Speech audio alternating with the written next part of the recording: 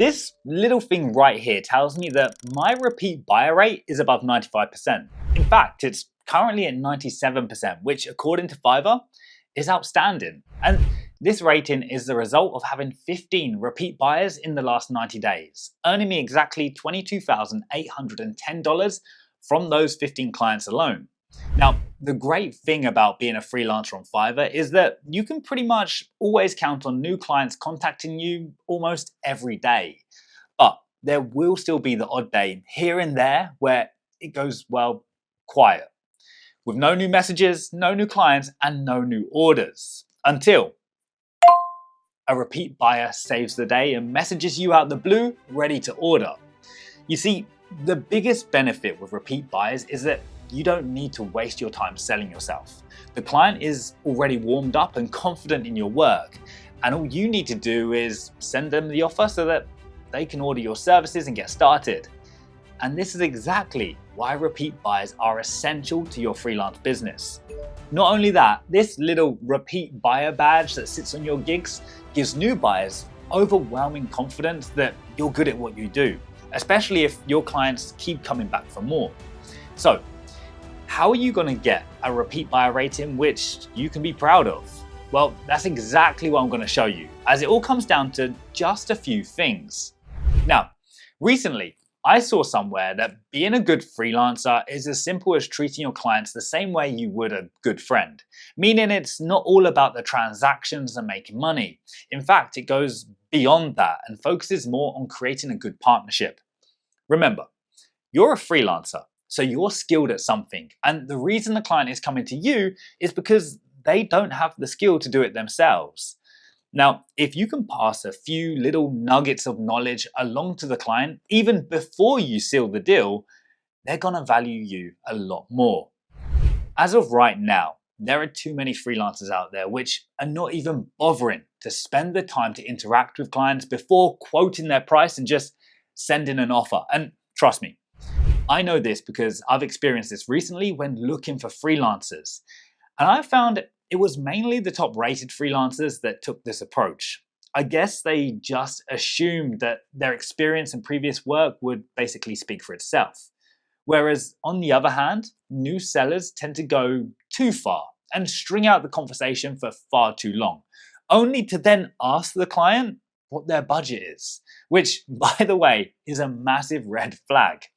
As a freelancer, all you need to do is to understand their project, know what's required from you, and that should be more than enough to be able to give the client a solid price. Now, once you start asking the client for their budget, it really just goes to show that you have no idea. Also, when it comes to strong relationships, you need to understand one thing. The client is trusting you with their baby, which in this situation is their business. So of course they expect you to take the time to understand what their company does and the goals that they're trying to achieve with this project. Now, this is normally a 5-minute researching process of taking a look at the website and social media. Or even better, you can ask the client yourself. You can leave questions like these in the order requirements for the client to fill out when they place the order. Now, clients return because they see value in what you offer. And you'll notice I'm gonna be using the word value a lot in this video, and it's for good reason. You see, one effective way to do this is by over-delivering. Now, just hold on, because you might think straight away that over-delivering means more effort, but really it doesn't. So let me show you exactly what I mean. Now, I shared this with my free community the other day, which you can also join using the link in the description. And the reason I shared this was because as a freelancer, it's exactly what you should be doing if you want to charge higher amounts than your competition and have clients come back for more. Now, you might have heard of this guy. His name is Lewis Key. Now, he's a Fiverr seller. He's been on Fiverr for quite some time offering logo design. He created a YouTube channel. It took off very well, and then he shut down his English YouTube channel and went purely to French. And again, that's also taken off. So definitely go check him out. But this is how he started his career. He started on Fiverr, and now he's branched outside of Fiverr and made his business via his own as well, with his own website. So he has clients outside of Fiverr as well. But this is exactly where he started. Now, as you can see, He's got like 13,000 feedback, so he's doing really well. He only offers 3 different gigs, so he'll design a timeless logo, he'll design a world-class business logo, and he will design a cutting-edge website. That's it. So not a lot, but as you can see from his prices. Now, really quick, we all know logo design is a very saturated market. I think we'd all agree. And just to show you exactly what I mean, right here, we can see that logo design has 150,000 plus results right now, which is huge. So to stand out in such a competitive market is very hard. And you'll notice if you scroll down, a lot of people are charging in the mix of $10 to $5 for logo design, purely because they need to compete and they think the best way to compete here is on price, when in fact it's not. So if we go back to Lewis Key, let's click on his logo design. As you can see right now, he has 84 orders in queue, which is huge. He's charging $130, which is really kind of at the top end of logo design. And if we look at his gig, like, it's nothing special. So we can see, we can scroll through his different logos that he's created. It's nothing too special from the get-go. Basic package, 1 concept plus HD, JPEGs, PNGs, and vector files. Okay, cool. Now I'm going to show you exactly why people keep returning to Lewis, because he over-delivers. Now, this happened to me just the other day. A client came to me, they ordered a video through me, and then they gave me their branding material. And this is their branding material they gave me. I clicked on it, had a little look. Okay, nice. Okay, branding. Yeah. Ah, Lewis Key. Scroll down. Ah, Lewis Key again. And he has created this whole document. So this was obviously the Google Drive that Lewis Key delivered to the client once the client had ordered their service. And if we just have a look at this, okay, introduction to Lewis Key. I'm Lewis, the founder of and creative director of Soft River. Okay, so, introducing himself. Then it goes down to the contents, chapter 1, the power of branding. So it's actually just that extra bonus material that's potentially going to teach the client something new that they don't already know. Because remember, Lewis is the freelance expert here in branding and logo design. The client is not. So it's the same with yourself, yeah? Whatever service you're offering, you're the expert in that. The client isn't. Therefore, you can create such documents and offer these nuggets of information. And to be completely honest, a lot of the stuff in here is probably common sense, but I'm sure there's at least 1 or 2 pieces of information the client will find valuable. So if we go down and we scroll down, now here we get to the interactive brand audit. So he's basically asking the client, when people see my logo or hear my brand name, they immediately know what I'm all about. Okay, scale of 1 to 5, 5 being absolutely, 1 being not quite. So I'm assuming Lewis maybe sends this document to the client before, or once they place their order, before he starts the project, to get a real good understanding of the client's kind of business and company and what their requirements are exactly. And this goes back to exactly what I said just a moment ago. To really spend that 5 minutes to understand the client's business. The client is going to feel so much more valued after you go through this. Now, we also have here, need help. So understanding file types and usage. Very basic information, but useful if somebody doesn't know. Now, this kind of stuff you can also create as a freelancer. You can create. This is a one-time, you create it, it's done. And then you just send this out to every client who you think will find value in this or potentially need this.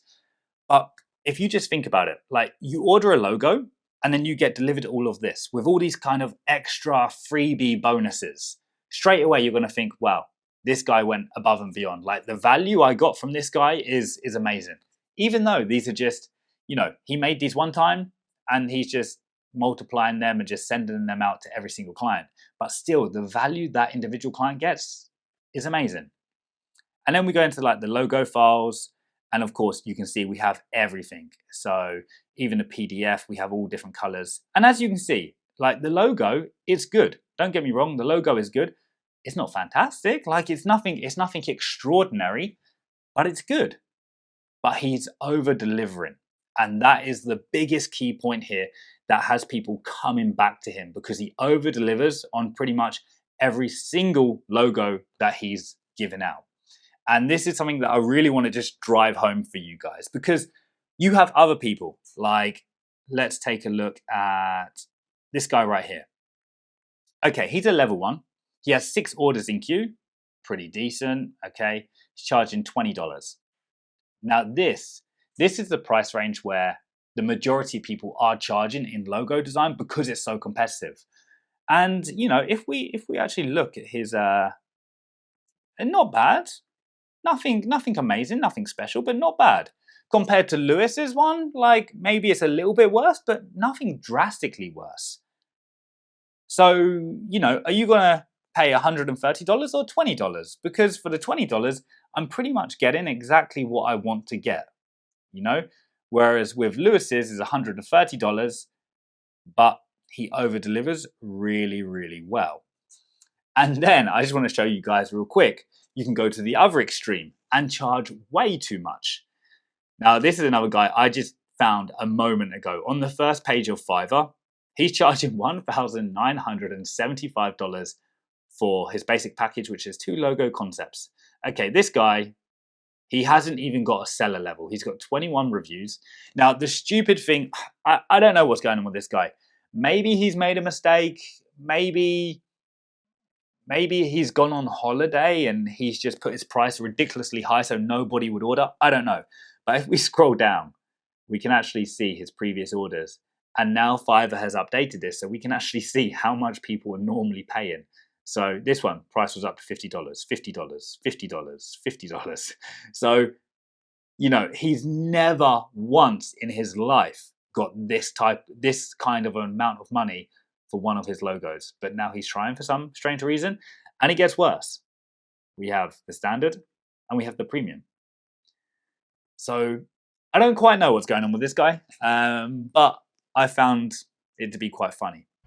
So the fact is, this personal touch can boost the client loyalty, which can then easily result in recommendations. Now, if I received that type of work from Lewis, 100% I would then recommend him to anybody else who was looking for logo design.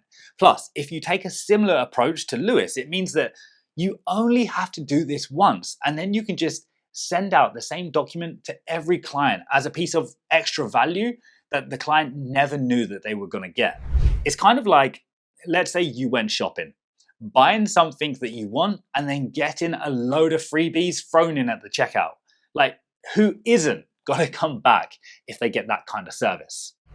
Now, I don't know about you, but I never give discounts to new buyers. I've always been against this. For me, a discount is reserved for repeat buyers. And when I get clients message me asking me for a discount because it's our first job together, I just think, why? Like, if I give you a discount now, then you're also going to expect one later, with the reason being that this is now our second job together. Like, I'm sorry, but for me, it doesn't work like that. Clients can get a discount if they come back and buy again. So creating a kind of loyalty program for your repeat clients can also be pretty beneficial. And in some niches, you're going to find that this will work better than in others. For example, logo design, maybe not so much, as honestly, how many logos does one person really need? But if you think about things like thumbnail design, where repeat buying is massive, a loyalty program could be a really good incentive to keep clients coming back to you. Now, let's talk real quick about something that goes beyond loyalty programs, and that's tailored solutions. Now, this might sound like a big deal or a lot of hassle, but trust me, it's often just the small tweaks to your current packages that can make a difference for your clients. Think about it.